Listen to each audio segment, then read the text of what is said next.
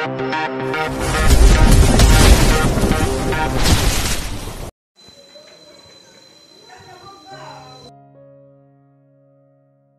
99-100. Gairah sang CEO dingin. Anggun tidur di atas sofa dengan membelakangi suaminya. Hari ini dia sangat lelah dan dia tidak ingin berdebat dengan suaminya itu. Tak berapa lama Anggun pun terlelap dan masuk ke dunia mimpinya. Setelah melihat secara langsung keadaan adiknya Fandi baru merasa lega, tapi dia juga merasa sedih karena tanpa disengaja dia telah membentak istrinya. Padahal baru kemarin dia meminta maaf kepada istrinya itu. Fandi menghampiri istrinya yang tertidur di sofa. Fandi membelai rambut istrinya, sesekali dia mengusap pipi lembut istrinya. Maafkan Mas sayang, udah 2 kali Mas melakukan hal yang sama kepadamu. Apa Mas masih pantas mendapatkan maafmu sayang? Fandi masih memandangi istrinya. Tak berapa lama Fanya terbangun dan melihat kakaknya telah duduk di sana. Kakak. Fandi menoleh ke arah adiknya yang sudah bangun dari tidurnya. Kamu udah bangun? Iya, tolong ambilkan Fanya minum Kak. Fandi mengambilkan minum untuk adiknya, dan memberikan minum kepada adiknya. Kenapa kamu bisa masuk rumah sakit? Aku melewatkan makan siangku tadi, terus pingsan untung ada kakak ipar jadi aku selamat deh. Kamu itu ceroboh sekali. Tapi setelah menelpon kakak tadi, kakak ipar kok sedih. Kakak bilang apa sama kakak ipar? Kakak nggak sengaja bentak dia, sedih. Dasar kakak laknat, kenapa kakak membentak kakak iparku? Kakak nggak sengaja deh. Pergi sana. Aku tak sudi melihat kakak sepertimu. Anggun yang mendengar ada suara ribut-ribut pun terbangun. Anggun melihat mendengar Fanya yang sedang emosi. Anggun pergi ke kamar mandi mencuci mukanya. Setelah selesai Anggun menghampiri Fanya. Anggun pikir Fanya sudah ada yang jagain.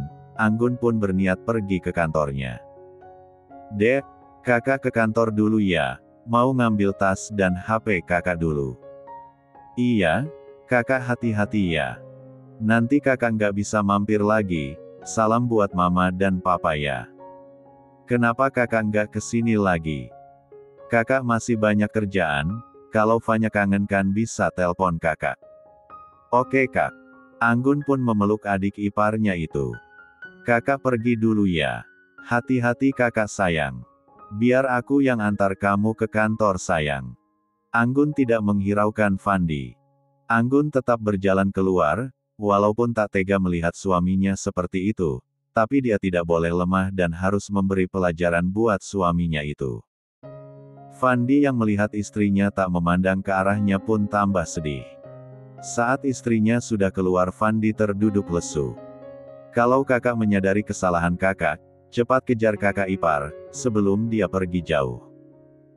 Fandi pun berlari mengejar istrinya itu. Fandi melihat istrinya yang sedang menunggu taksi lewat, dengan sekuat tenaga Fandi berlari ke arah istrinya. Fandi membawa Anggun ke dalam pelukannya. Anggun kaget karena mendapatkan pelukan dari suaminya, tapi karena Anggun masih marah dan kecewa, Anggun tidak membalas pelukan suaminya. Setelah seperkian menit Fandi belum juga melepaskan pelukannya. Maaf tolong lepaskan pelukan Anda. Dek. Fandi merasakan sakit di hatinya mendengarkan ucapan istrinya. Sayang. Tolong jangan memanggil saya dengan sebutan itu lagi. Karena orang yang Anda sebut dengan kata sayang itu sudah mati. Hati Fandi bertambah sakit mendengar ucapan istrinya itu. Air mata yang ditahan dari tadi akhirnya keluar tanpa permisi padanya. Sayang, Mas tahu kalau Mas sudah sangat membuat kamu kecewa. Mas juga tidak pantas mendapatkan maaf kamu, tapi tolong jangan ucapan kata-kata itu, Mas mohon sayang. Anggun tak tega melihat suaminya menangis. Walaupun Fandi sudah membuat dia kecewa, tapi Fandi tetaplah suaminya. Apa Mas harus bersimpuh di hadapan kamu sayang? Mas akan lakukan itu sayang asalkan kamu jangan bicara seperti itu lagi sama Mas. Fandi melepaskan pelukannya dari istrinya, saat Fandi akan mulai berjongkok, badannya ditahan oleh tangan Anggun. Jangan lakukan itu, kamu seorang suami dan juga imam untuk keluargamu, jadi jangan pernah lakukan itu. Fandi yang mendengar ucapan Anggun pun tersenyum tipis, walaupun Anggun tidak memanggilnya dengan sebutan Mas, tapi dia cukup senang. Sayang, apa kamu belum bisa memaafkan Mas? Untuk sekarang belum. Tidak mengapa kalau kamu belum bisa memaafkan Mas, tapi Mas akan selalu mencoba dan berusaha supaya kamu mau memaafkan Mas. Kembalilah, kasihan Fanya ditinggal sendiri. Ya, tunggu Mas di rumah sayang. Fandi mencium bibir istrinya sekilas dan langsung kabur sebelum singa betina itu berteriak. Fandi. Fandi yang mendengar suara Anggun pun tertawa puas. Dasar suami laknat, berani-beraninya dia mengambil kesempatan. Awas saja kamu nanti, emosi. Tak berselang lama taksi pun datang, Anggun pun masuk ke dalam taksi. Kemudian taksi itu pun melaju pergi membawa Anggun ke kantornya. Sementara itu Fandi masih tersenyum bahagia karena bisa mencuri ciuman dari istrinya yang sedang marah itu. Fanya yang melihat kakaknya tersenyum seperti orang gil, pun merasa kasihan. Kakak, aku tahu kalau kau sedang sedih karena kakak ipar tidak memaafkanmu, tapi aku mohon jangan gil dulu. Aku pasti akan membantumu supaya kakak ipar memaafkanmu kak. Kletak. Fandi memukul kepala adiknya itu. Tidak. Kakakku semakin gil. Berani sekali kau bilang kakakmu yang tampan ini gil. Fanya langsung menaruh punggung tangannya di dahi kakaknya. Tidak panas, tetapi kenapa kakak menjadi semakin gil? Fanya. Teriak Fandi.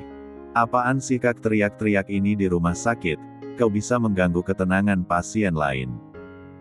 Nggak peduli, kapan perlu aku akan ratakan rumah sakit ini kalau mereka berani memarahiku.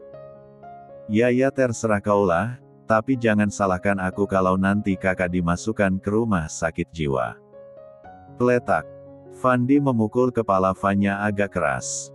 Kakak, kenapa kau selalu memukul kepalaku? Biar otak kamu itu bisa normal kembali. Karena sejak kamu pingsan itu otak kamu agak tergeser sedikit. Enak aja, yang ada otak kakak yang kegeser, karena kakak bertingkah seperti orang gil. Saat Fandi mau memukul kepala Fanya lagi, dengan sigap Fanya mengambil bantal untuk melindungi kepalanya. Cek, tahu takut juga kamu.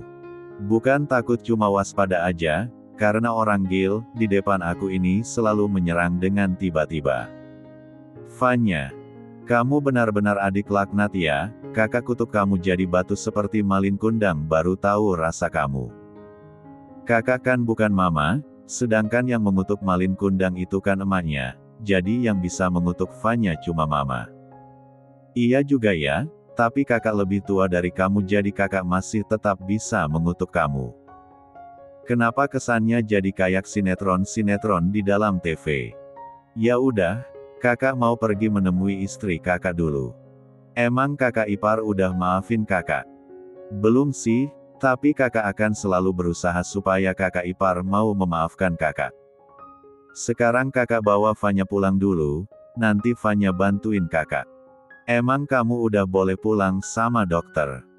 Udah, lagian aku sakit karena telat makan aja, bukan karena penyakit berat. Ya udah kalau gitu sekarang kita pulang. Fandi pun mengantarkan adiknya pulang ke rumahnya dan setelah itu dia akan pergi menemui istrinya di rumah mertuanya. Chapter 100. Sesampainya di kantor Anggun langsung menuju ruangannya. Sinta yang melihat Anggun sudah datang pun menghampiri sahabatnya itu. Lo dari mana aja? Fandi nyariin lo dari tadi.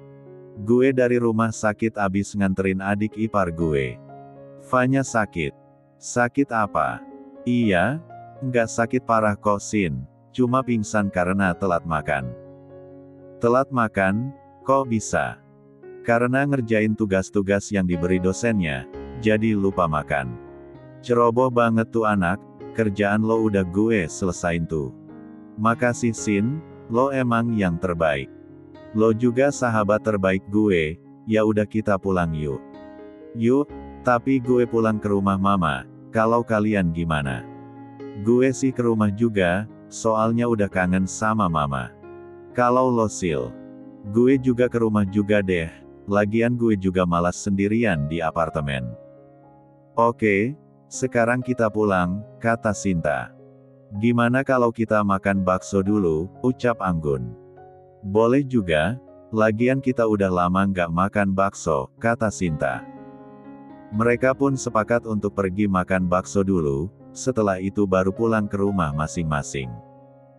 Mereka berangkat pakai taksi karena mereka ke kantor tadi pakai mobil Fandi. Mereka pun sampai di tempat penjual bakso langganan mereka. Sore Kang Mamat, kata ketiga cewek cantik itu. Neng, sudah lama nggak kesini. Maaf Kang, kita nunggu Anggun pulang honeymoon kemarin. Ucap Sinta. Neng Anggun sudah menikah. Sudah Kang, jawab Anggun. Selamat atuh Neng, semoga pernikahannya langgeng dan cepat diberikan momongan. Amin, terima kasih doanya Kang Mamat. Sama-sama Neng, oh iya sampai lupa, silakan duduk Neng gelis. Mereka pun duduk, sambil menunggu pesanan mereka datang mereka pun mengobrol dan sesekali bercanda. Saat mereka sedang asik mengobrol tiba-tiba istrinya Kang Mamat datang. Neng Anggun. Anggun menoleh ke arah suara. Mbak Susi, ucap Anggun sambil memeluk Mbak Susi dan diikuti sama kedua sahabatnya. Kemana aja atuh, kenapa baru kesini? Maaf Mbak pengantin baru, bukan Anggun yang menjawab melainkan Sinta. Maksud Neng Sinta, Neng Anggun sudah menikah begitu. Iya Mbak, lagi anget-angetnya dia, jawab Sinta. Wah selamat atuh Neng Anggun semoga pernikahannya langgeng dan cepat diberikan momongan. Amin, terima kasih doanya Mbak Susi. Kapan-kapan ajak atuh suaminya ke sini kenalkan sama Mbak. Insya Allah, Anggun akan bawa suami Anggun ke sini. Oh iya anak Mbak Susi mana? Itu lagi tidur di ayunan Neng. Anggun dan kedua sahabatnya pun langsung melihat bayi berumur 4 bulan itu. Wah tampan sekali Mbak, kata Anggun. Iya, tapi lebih mirip Kang Mamat ya, ucap Sinta. Kayaknya perpaduan antara Mbak Susi dan Kang Mamat deh, ucap Sisil. Mereka pun asik melihat bayi yang sedang tidur dengan lelapnya itu. Neng ini pesanannya. Yuk, Mbak makan bakso dulu, ucap Anggun. Lanjut Neng. Anggun dan kedua sahabatnya menyantap bakso yang ada di depan mereka dengan lahapnya. Setelah Fandi mengantar Fanya pulang ke rumah, Fandi memacu mobilnya kembali ke rumah mertuanya. Sepanjang jalan ke rumah mertuanya Fandi memikirkan cara gimana supaya istrinya bisa memaafkannya. Mobil Fandi pun sampai di kediaman mertuanya. Fandi membunyikan klakson mobilnya. Mang Ujang yang sudah hafal dengan bunyi klakson mobil Fandi pun membukakan pintu gerbang. Malam Mang. Malam Aden. Setelah menyapa Mang Ujang, Fandi melajukan mobilnya menuju rumah utama. Fandi memarkirkan mobilnya di bagasi. Selesai memarkirkan mobilnya, Fandi pun masuk ke dalam rumah. Assalamualaikum. Waalaikumsalam. Fandi yang melihat mertuanya sedang duduk bersantai di sofa. Fandi langsung menghampiri mertuanya dan langsung bersalaman dan mencium tangan mertuanya secara bergantian. Sendiri aja Van, istrimu mana? Tanya Wiguna. Anggun masih di kantor Pak. Kamu istirahat dulu di kamar Anggun, ucap Kiara. Kalau gitu aku ke atas dulu ya Ma, Pak pamit Fandi. Fandi pun berlalu meninggalkan mertuanya dan pergi ke kamar istrinya. Fandi sampai di depan pintu kamar istrinya. Fandi membuka pintu kamar istrinya, pintu terbuka, Fandi pun masuk. Fandi memandang kamar istrinya itu, kamar yang bernuansa warna pink dan putih itu menggambarkan kepribadian sang pemilik yang lembut dan juga baik hati. Fandi tidur di ranjang milik sang istri. Kamar ini dipenuhi sama aroma tubuh kamu sayang. Karena kelelahan ditambah suasana kamar istrinya itu membuat Fandi tambah nyaman. Tak berapa lama Fandi pun terlelap. Anggun baru nyampe di rumahnya, saat mau masuk ke dalam rumah Anggun melihat mobil suaminya sudah terparkir di sana. Assalamualaikum. Waalaikumsalam sayang, kamu kok baru pulang? Tanya Kiara.